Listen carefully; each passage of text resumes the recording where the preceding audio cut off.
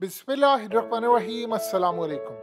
आज DGISI और DGISPR आए। उन्होंने आकर बड़ी धुआंधार प्रेस कॉन्फ्रेंस की और ये प्रेसर पाकिस्तान की तारीख का वाहिद था जिसमें DGISI आए। यानी कभी भी ऐसा हुआ नहीं है, हुकूमतों के तख्ते उलट जाएं, कुछ भी हो जाए, DGISI कभी नहीं आते। लेकिन चूंकि अरशद शरीफ का जो कत्ल था, अब इस्टेब्लिशमेंट ये समझिए कि हम पर डालने की कोशिश की जा रही है कि हमने उनको मरवाया या कुछ किया। उन्होंने आकर क्लियर किया कि भाई इसमें हमारा तो हाथ नहीं, पकड़े सलमान इकबाल को या किसी और को पकड़े। लेकिन इस सूरत हाल में DGISI ने और DGISPR ने इमरान खान को दी है वार्निंग, धमकियां जो इमरान खान या उनकी पार्टी की जानिब से वो कह रहे थे, हुकूमत को दे रहे थे, उसका जवाब उन्होंने दिया। उन्होंने कहा है कि आप जनरल बाजवा को गद्दार, मीर जाफर कहते हैं तो रातों को मुलाकातें क्यों करते हैं फिर उनसे बैठकर। और DGISPR ने क्लियरली कहा है कि अगर किसी ने हुकूमत के अंदर या फलाना कुछ करने की कोशिश की तो आर्टिकल 245 के तहत आ रहे, हम किसी को उधम मचाने नहीं देंगे। अब उसमें बहुत सारे इल्जाम इमरान खान के ऊपर डायरेक्टली लगे, लेकिन अब बारी थी इमरान खान की। इमरान खान ने कहा कि अगर मैंने DGISI या DGISPR की प्रेसर का या प्रेस कॉन्फ्रेंस का जवाब दिया तो फिर इससे सबसे ज्यादा नुकसान मेरी फौज को होगा, मेरी फौज कमजोर होगी। मैं अपनी फौज को कमजोर नहीं करना चाहता, इसीलिए मैं DGISI और DGISPR को जवाब इस वक्त नहीं दूंगा, क्योंकि मैंने अगर बोला और मैंने कुछ उसमें बातें की तो उससे मेरी फौज कमजोर होगी। अब यकीन कीजिए इमरान खान का ये आला ज़र्फी का जो मुजाहरा है और इसके पीछे जो हिकमत है, आपको जस्टिस काजी फायद ईसा की हालिया तकरीर से समझ आएगी। जस्टिस काजी फायद ईसा ने हालिया एक तकरीर की, उन्होंने कहा और इमरान खान ने जस्टिस काजी फायद ईसा की बात को क्लियरली पल्ले बांध लिया। देखिए, जस्टिस काजी फायद ईसा के इमरान खान के साथ ताल्लुकात खराब नहीं है, लोगों को ये बात नहीं पता। इमरान खान को ट्रैप किया गया था, जस्टिस काजी फायद ईसा के खिलाफ इस्तेमाल किया गया। सदाती रेफरेंस किसने किया ये शायद लोग जानते भी हो, या आने वाले वक्त में पता चल जाए। बहरहाल इमरान खान को इस्तेमाल किया गया और ये बड़ा गलत काम था। काजी फायद ईसा एक अच्छे जज हैं और वो पाकिस्तान के अंदर एक अच्छा काम करेंगे। जब वो चीफ जस्टिस बनेंगे बड़े बड़े बुर्ज उल्टेंगे, ये वक्त बताएगा, क्योंकि उनका मानना ये है कि कौम का पैसा है और हमें इनको ज़ाया नहीं होने देना चाहिए। लेकिन इंटरेस्टिंग डेवलपमेंट हुई है, इमरान खान ने उनके कॉल को पकड़ा है। उन्होंने कहा था अगर आपको किसी से मसला है, किसी जज से मसला है, किसी जर्नल से मसला है या किसी ब्यूरोक्रेट से मसला है, तो आपने पूरे इदारे को क्रिटिसाइज नहीं करना, आपने उस इंडिविजुअल को करना है। आप इदारा कमजोर ना करें। यानी अगर आपको लगता है कि अदलिया इंसाफ नहीं करी, कोई एक जज नहीं कर रहा, तो आप उसको करें, नाम लेकर उसका के। उन्होंने कहा मुझे नाम लेकर के कोई तौहीन अदालत नहीं लगेगी। इवन के वो चीफ जस्टिस बन भी जाएं तब भी उसके बाद उन पर क्रिटिसाइज कोई करेगा तो कह रहे तौहीन अदालत नहीं लगेगी। अब इमरान खान ने सेम काम किया। इमरान खान के वकला ने आज उनको ये बात कही थी कि आपने DGISI और DGISPR की प्रेशर का जवाब नहीं देना, आपने कोई ऐसा काम नहीं करना कि कोई अगर यानी ऐसी सिचुएशन पैदा हो जाए जिसमें आपको रिएक्ट करना पड़े, लगे कि आप इश्ताल हो रहे हैं, आपने वो काम नहीं करना। इमरान खान को लगता है कि अगर मैं कोई जवाब दूंगा तो एक तो मेरी फौज कमजोर होगी, यानी मेरी ये फौज के जवान है, हमारे बड़े अच्छे ऑफिसर्स हैं, तो मैंने अपनी फौज को कमजोर नहीं करना। आप इंडिया को देख लें, वो पूरी तरह तैयार है। वो कह रहे हैं कि हमारे आपका गिलगित बल्तिस्तान लेने के लिए आ रहे हैं, आजाद कश्मीर लेने के लिए। और अभिनंदन के वाक़े के बाद उन्होंने पिछले तकरीबन आप ये समझ लीजिए 3-3.5 साल सिर्फ इतनी मेहनत की है कि हमने पाकिस्तान पर हमला करना और हमने ये लेना है।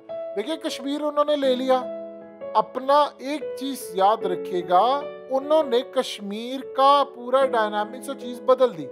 अब वो कह रहे हैं कि कश्मीर तो पार्ट है भारत का, और भारत का जो पार्ट है वो गिलगित बल्तिस्तान भी है।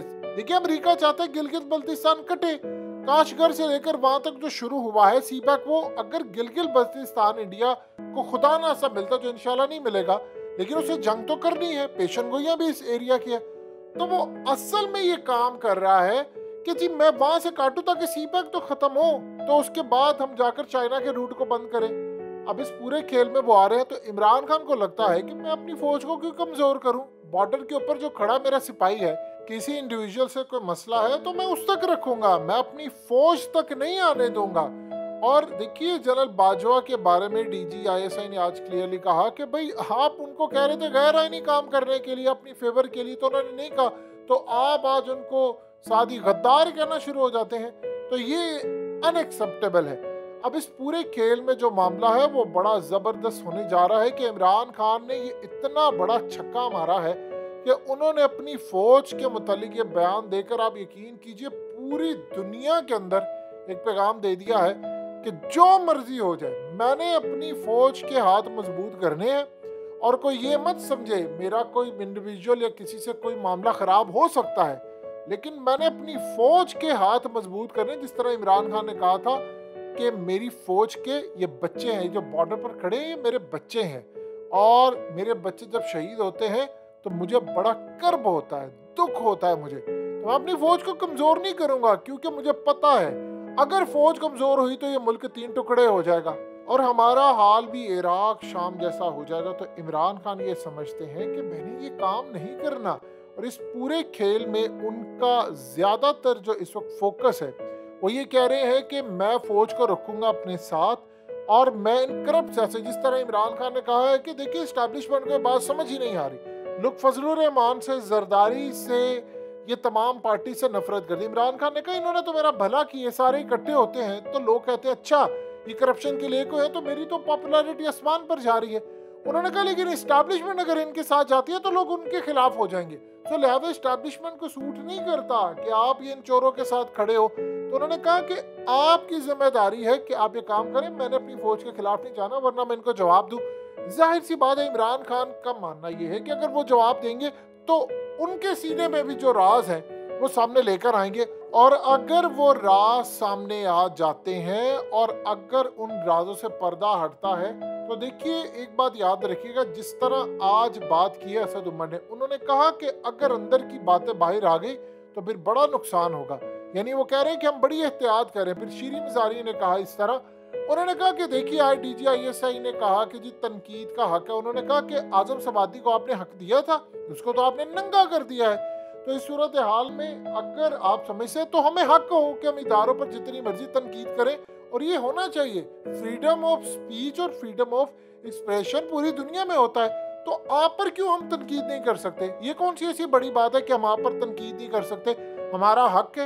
यानी उनका असल में बार बार इस बात का इजहार करती है कि टैक्स के पैसों पर चलने वाले हर इदारे पर तनकीद होनी चाहिए, पूरी दुनिया में होती है, तो आप पर क्यों ना हो? तो ये असल में सूरत हाल थी। वो तनकीद कर रहे हैं या बाकी कर रहे हैं, लेकिन इमरान खान ने कहा है कि मैंने तनकीद नहीं करनी, क्योंकि मुझे पता है मैं बोलूँगा तो मेरी फौज कमज़ोर होगी और दुश्मन फ़ायदा उठाएगा।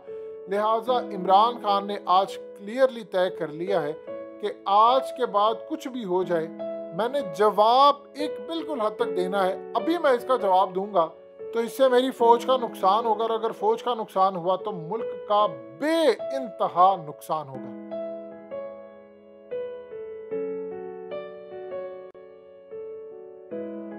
हकीकत टीवी को सब्सक्राइब करना मत भूलें, वीडियो को लाइक करें, शेयर करें और कमेंट सेक्शन में अपनी राय का इजहार जरूर करें।